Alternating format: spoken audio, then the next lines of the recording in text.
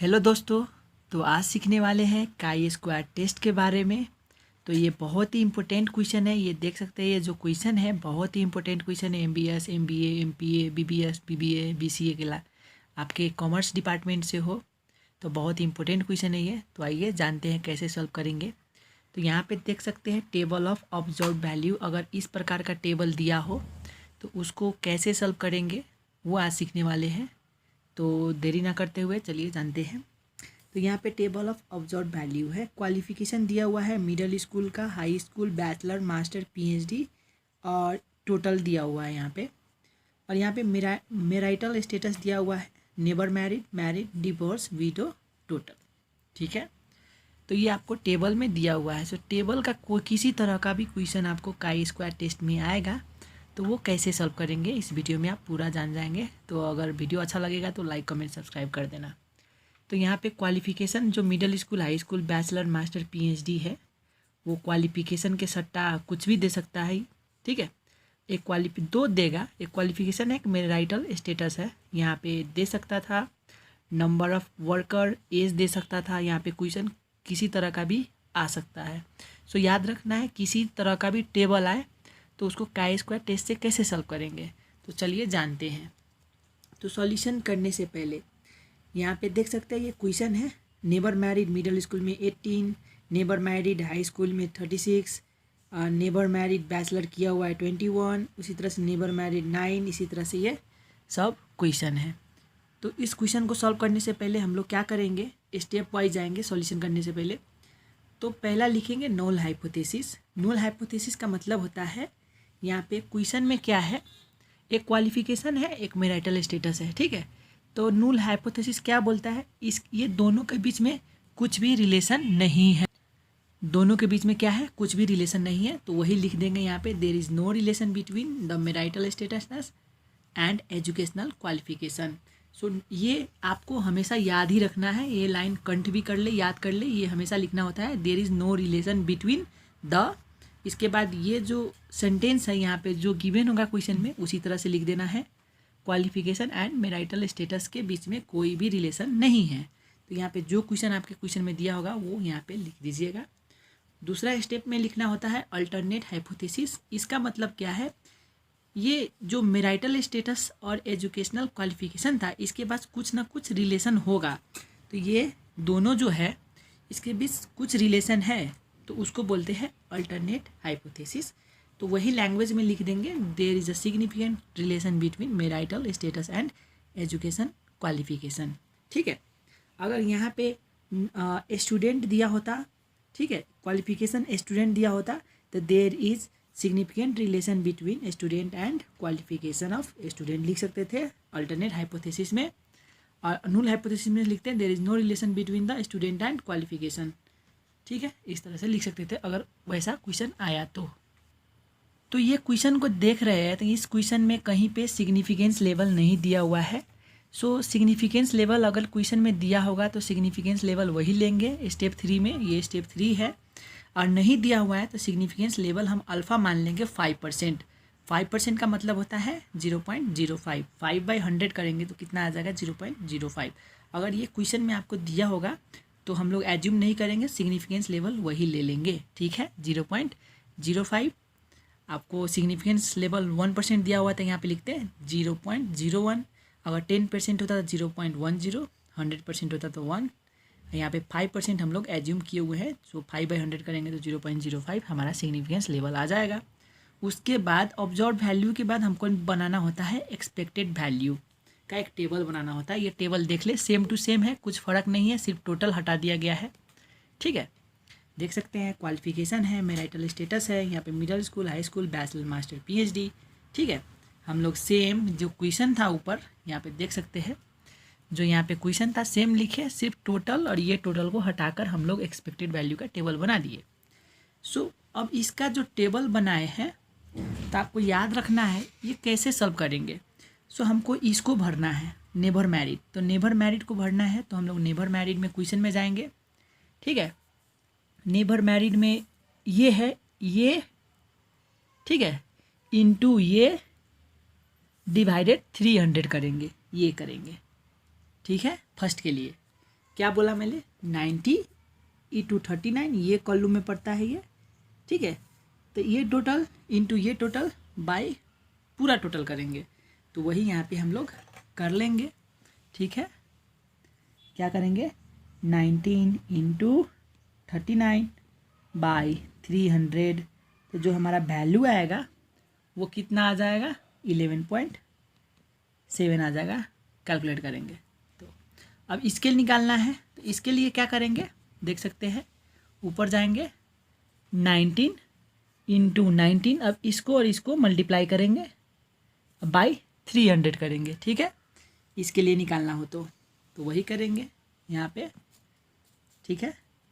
19 into 19, 90 into 90 by 300, इसको divide करेंगे तो हमारा जो कैलकुलेटर आएगा, कैलकुलेशन करेंगे तो हमारा जो वैल्यू आएगा वो आएगा 27, ठीक है। उसी तरह से इसके लिए निकालना हो तो क्या करेंगे, फिर से टोटल इंटू टोटल करेंगे। इसके लिए निकाल रहे थे टोटल इंटू टोटल बाई 300, ठीक है, वही करेंगे। सो समझ गए होंगे, 90 इंटू 84 बाई 300, तो जो हमारा वैल्यू आएगा वो आएगा 25.2। आप कैलकुलेटर चेक कर सकते हैं यहाँ पे, ये जो कैलकुलेटर है 90 इंटू 84 बाई 300 करेंगे तो कितना आ जाएगा, यहाँ से देख सकते हैं 25.2, वही मैंने लिखा है। उसी तरह से ये सब टेबल भर सकते हैं, ठीक है। ये सब टेबल उसी तरह से भर सकते हैं। मैं टेबल भर देता हूँ, आप लोग बना लीजिएगा, ठीक है। अब मैरिट के लिए इसके लिए निकालना हो तो क्या करते, इसके लिए जो निकालना होता तो क्या करते, 150 इंटू 39 बाई 300 करते, इस तरह से निकाल लेंगे, ठीक है। तो मैं टेबल भर देता हूँ, आप लोग उसी तरह से निकाल लीजिएगा। तो इस तरह से आप लोग पूरा टेबल भर लीजिएगा, ठीक है। मैंने यहाँ पे कैलकुलेशन नहीं लिख के डायरेक्ट आंसर लिख दिया है। ये सारे आंसर आप लोग निकाल सकिएगा, आपको टेक्निक तो मैंने बता चुका हूँ, ठीक है। तो इस तरह से आप लोग ये पूरा कंप्लीट कर लीजिएगा, तो इतना आएगा, ठीक है। सपोज़ मैंने क्या बोला था, इसमें इसका वैल्यू निकालना हो, इसका वैल्यू निकालना हो तो क्या करते हम लोग, 30 इंटू 39 बाई 300 करेंगे। इसका निकालना हो तो 30 इंटू 19 बाई 300 करेंगे। इसका निकालना हो 30 इंटू 84 बाई 300 करेंगे। इसका निकालना हो तो क्या करेंगे, 150 इंटू 84 बाई 300 करेंगे। इस तरह से निकाल सकते हैं। ये टेबल आप लोग एक्सपेक्टेड वैल्यू निकाल लीजिएगा। इसके बाद एक और टेबल बनाना होता है, ठीक है। तो स्टेप 5 में एक और टेबल बनाएंगे इसके बाद से। तो एक टेबल बनाएंगे इस तरह का, तो यहाँ पे देख सकते हैं कैलकुलेशन फॉर काई स्क्वायर। तो ये जो है अब काई स्क्वायर का कैलकुलेशन बनाएंगे, ठीक है, इस तरह से। सो इस तरह का आपको क्या करना है, एक टेबल बनाना है ऑब्जर्व वैल्यू का, एक्सपेक्टेड वैल्यू का, उसके बाद O minus E, observe value minus expected value, observe value minus expected value का स्क्वायर करेंगे। उसकी तरह से observe value minus expected value square by expected value का एक टेबल बना लेंगे। ये टेबल आपको याद करना है।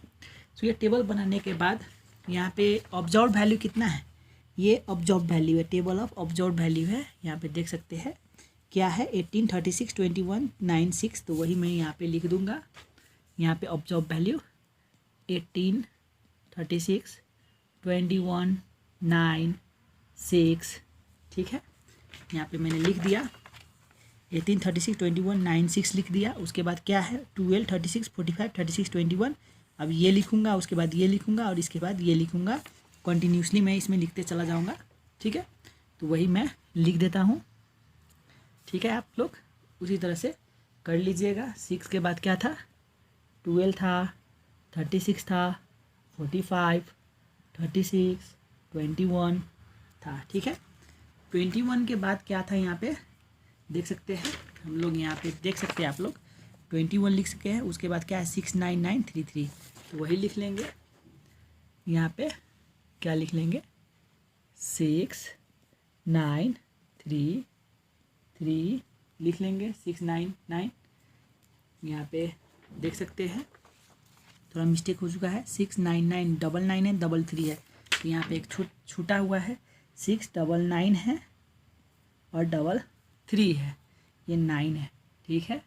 उसके बाद क्या है यहाँ पे देख सकते हैं 39963 है, वही लिख लेंगे 39963। इस तरह से हम लोग कंप्लीट कर लेंगे ऑब्जर्व वैल्यू को।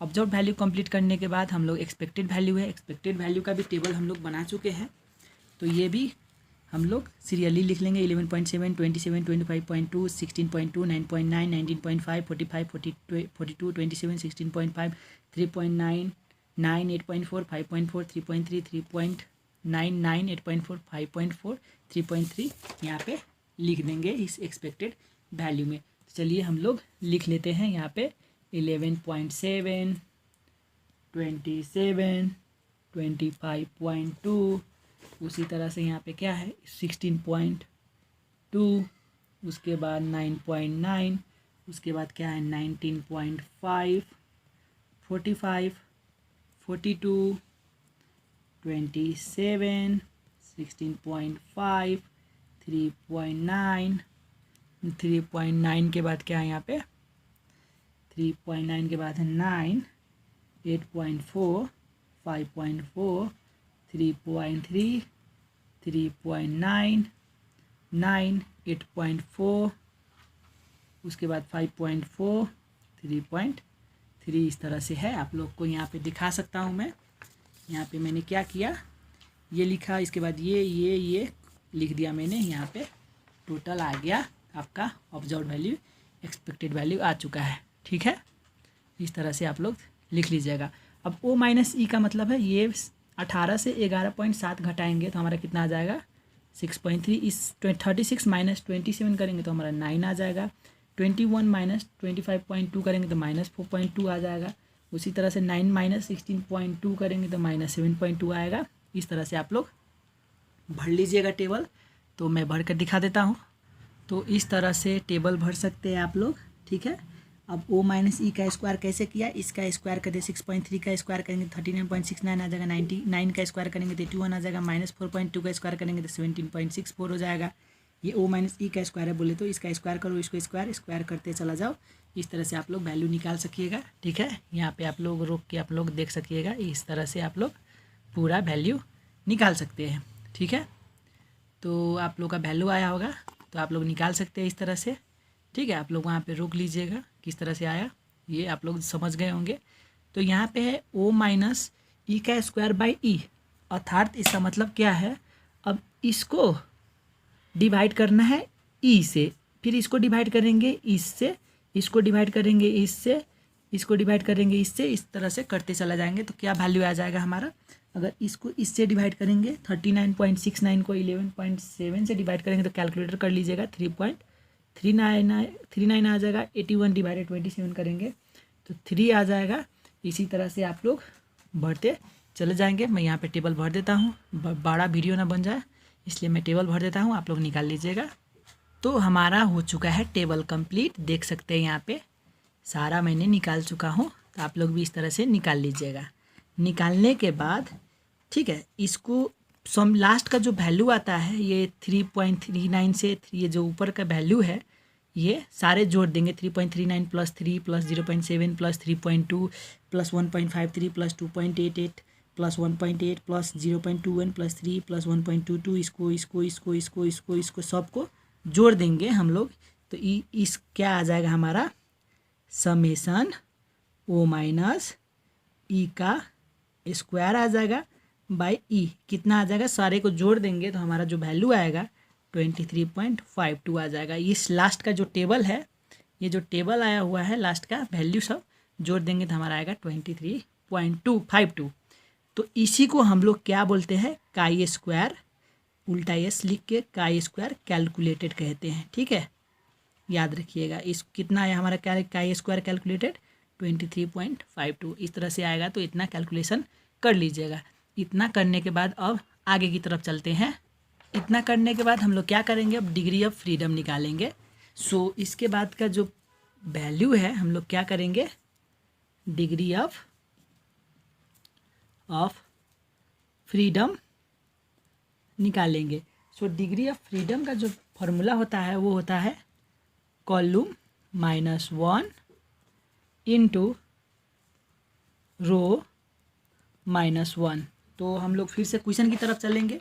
कॉलम क्या है, रो क्या है। तो हमारा कॉलम जो है यहाँ पे देख सकते हैं, यहाँ पे हमारा जो एक्सपेक्टेड वैल्यू का कॉलम जो था यहाँ पे देख सकते हैं कॉलम कितना है 1 2 3 4 5 कॉलम है। रो कितना है never married 1, married 2, divorce 3, window 4 रो है 5 कॉलम है। इसको कॉलम बोलते हैं 1 2 3 4 5।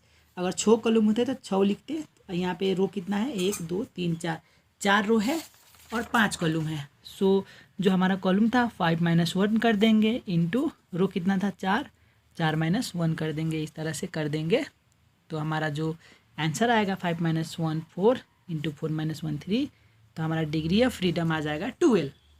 और हम लोग को सिग्निफिकेंस लेवल पता है ना कितना था। तो सिग्निफिकेंस लेवल था वो हमारा 5% एज्यूम किए थे क्योंकि क्वेश्चन में गिवन नहीं था। 5% एज्यूम किए थे तो 5/100 था जो हमारा कितना लिए थे एज्यूम किए थे 0.05। तो हमारा जो सिग्निफिकेंस लेवल है ये मैंने 0.05 इस तरह से लिखा था। आपको यहाँ पे बता दूँ जो क्वेश्चन में मैंने सिग्निफिकेंस लिया था 5% लिया था। यहाँ पे देख सकते हैं वो इस तरह से सिग्निफिकेंस लेवल यहाँ पे दिया हुआ है, लिख सकेंगे आप लोग। तो इसके बाद हमारा जो काई स्क्वायर है तो ये काई स्क्वायर टेबुलेटेड इसका जो वैल्यू है टेबुलेटेड का, ये इसको रेड पेन से नहीं लिखना था। सो जो काई स्क्वायर टेबुलेटेड का वैल्यू है ये आता है टेबल से, ठीक है। तो हम लोग का जो वैल्यू आएगा टेबल से 21.03, ये आपको टेबल से आएगा। तो टेबल कैसे आता है ये चलिए आइए जानते हैं।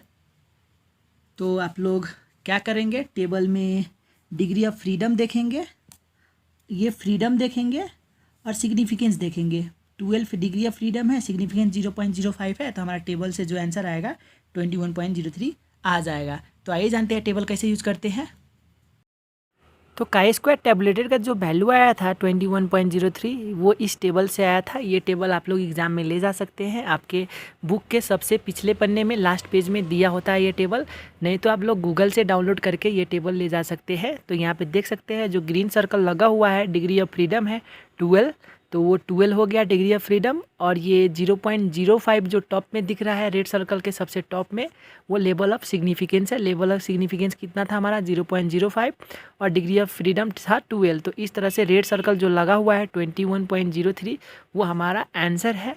इस तरह से हम लोग आंसर लिख सकते हैं। कभी कभी टेबल में 21.03 के जगह पे 21.027, 21.04, सो उससे आपको कोई दिक्कत नहीं होगी। आप अपने टेबल के अनुसार ये आंसर लिख सकते हैं। पर 21.0203 इसी तरह का होता है, सो उसमें आप लोग नहीं दिक्कत मानिएगा, आप लोग लिख सकते हैं। ये टेबल आपके लास्ट पेज में होगा। तो आप लोग जान गए होंगे किस तरह से आपका टेबुलेटेड का वैल्यू आएगा। तो चलिए आप लोग अब फिर से हम लोग अपने क्वेश्चन की तरफ चलते हैं, आंसर की तरफ चलते हैं। तो आपने टेबल भी सीख लिया है कि टेबल से किस तरह से ये 21.03 वैल्यू लिखेंगे, ठीक है। हमारा जो काई स्क्वायर कैलकुलेटेड था टेबल से आने के बाद, काई स्क्वायर जो कैलकुलेटेड हम लोग अभी निकाले थे, यहाँ पे देख सकते हैं काई स्क्वायर कैलकुलेटेड था कितना आया था हमारा 23.52। तो वही हम लोग यहाँ पे लिख देंगे 23.52 लिख देंगे। इतना पर लिखने के बाद आपको बता दूँ ये बड़ा है कि ये बड़ा है। अब स्लेटली ये बड़ा है, सो यहाँ पे क्या है काई स्क्वायर कैलकुलेटेड जो है वो बड़ा है काई स्क्वायर टेबुलेटेड से, ठीक है। अगर ये हो जाएगा तो इस वक्त क्या लेंगे, we reject null hypothesis and accept करेंगे। क्या एक्सेप्ट करेंगे, अल्टरनेट हाइपोथेसिस को एक्सेप्ट करेंगे, ठीक है। आपको यही समझना है। अगर ये छोटा होता कैलकुलेटेड, अगर छोटा हो जाता टेबुलेटेड बड़ा होता तो वी रिजेक्ट नहीं होता, वी एक्सेप्ट नूल हाइपोथेसिस होता है एंड रिजेक्ट अल्टरनेट हाइपोथेसिस होता है यहाँ पे, ठीक है। तो हम लोग क्या किए, नूल हाइपोथेसिस को रिजेक्ट किए, एक्सेप्ट क्या किए हैं, अल्टरनेट हाइपोथेसिस लिए हुए हैं। तो एंड सो लिख के अल्टरनेट हाइपोथेसिस का जो हम लोग फर्स्ट में लिए थे आप लोगों को दिखा दूँ। सो लिख सकते हैं आंसर में there is significance relation between marital status and education qualification. अगर ये एक्सेप्ट करते तो ये आंसर लिख देते, ये एक्सेप्ट हुआ है तो इसका आंसर लिख देंगे, सॉल्यूशन खत्म। सो देयर इज लिख सकते हैं significance significant relation between marital status and educational qualification. अगर आपको ये वीडियो अच्छा लगा तो लाइक कमेंट सब्सक्राइब करना हमारे चैनल को इसी तरह का वीडियो के लिए, और कमती में 1K लाइक ज़रूर पुराना, इसका टारगेट 1K है। तो चलता हूँ, धन्यवाद।